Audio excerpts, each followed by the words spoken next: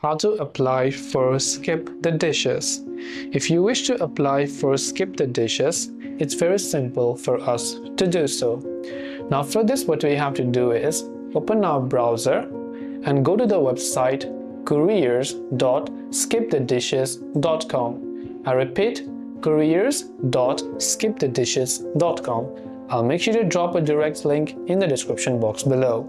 Once you've done that, you'll land on this page. Here, you can apply for Skip the Dishes delivery.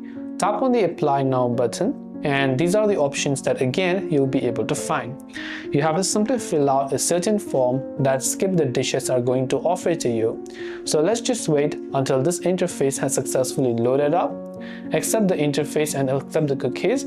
Type in your first name, your last name, your email address, mobile phone, the city that you would like to deliver in. Then you can enter your preferred language and select that and hit the Create Account button to be able to apply for Skip the Dishes.